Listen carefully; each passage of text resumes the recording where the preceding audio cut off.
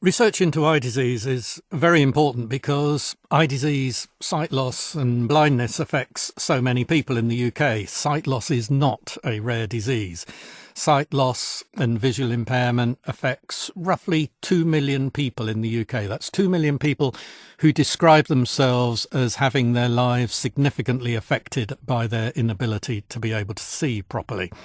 That's a worrying statistic in its own right, but looking at the projections, that 2 million is likely to increase to about 4 million by the time we get to 2050.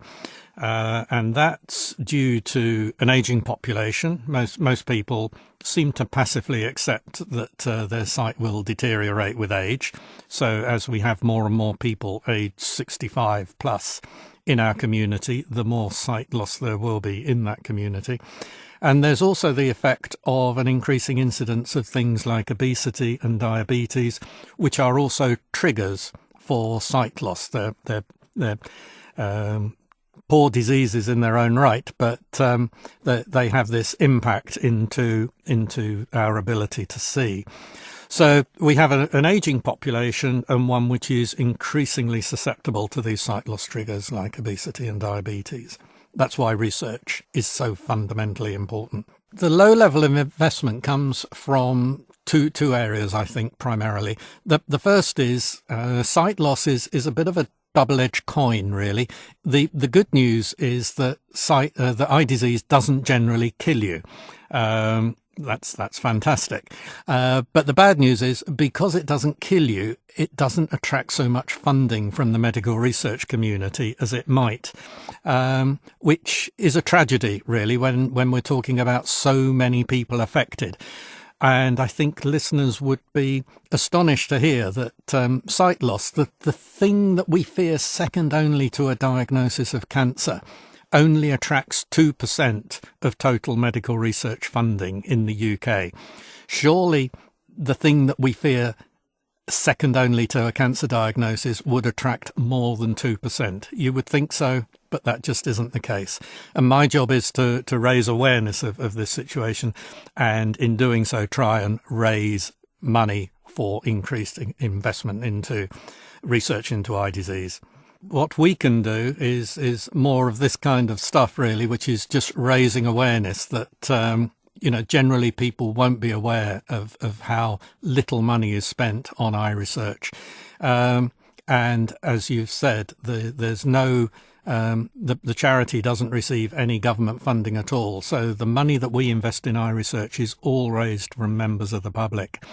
And we need to raise that awareness, and we need to point out to people, this is an increasing problem.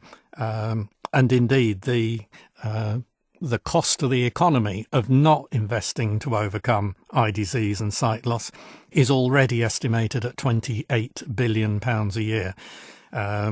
When sight loss doubles to 4 million people, you can reasonably assume that cost to the economy is quite likely to double as well. This is a huge amount of money being lost to the economy simply because we're underinvesting in research into eye disease. 4 million is a lot of people, but we have an ageing population. The number of people that are over 65, and indeed the number of people aged over 80, is set to dramatically increase over the next 25, 30 years. Those people are going to be more susceptible to sight loss as current research stands. Unless we invest more in research now, that trajectory is almost unavoidable. So investing money now will reduce that problem going into the future, and we can save money ultimately to the economy. We as a charity exist to challenge that assumption. We've said many times that sight loss as you get older is seen as something which is inevitable. It doesn't need to be that way. We've cured many other diseases in many other areas. Quite a few of these diseases, we're showing very exciting new technologies in gene therapy, in immunotherapeutics, new drugs coming to the marketplace. We should be able to curtail this level of sight loss, but it requires investment. The most important thing in maintaining healthy sight is to visit your optician at least every couple of years, because many of the problems of sight are actually symptomless in the early stages. So people will often say, I don't need an eye test, my sight's perfectly fine.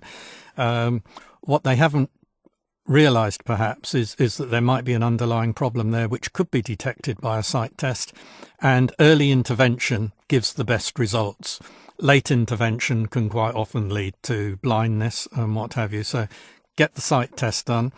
Beyond that, if you're a smoker, smoke does get in your eyes and it does an enormous amount of damage when it gets there. So if you're a smoker and you're keen to protect your sight, then this is another great reason for giving up smoking. And further than that, just lead a generally healthy lifestyle. The usual advice of eating a healthy diet rich in fruit and vegetables and plenty of exercise.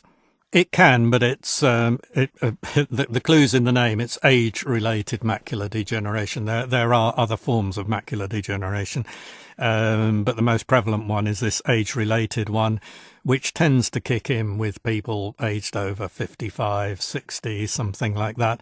And there's no current cure for this. There are treatments that can stabilise it, but there's nothing that can actually reverse the damage once it's been done. This is the leading edge of research where we need to invest to overcome the problem. The best way of preventing these things, or at least detecting them, is to have the sight test, because the early stages are pretty much symptomless.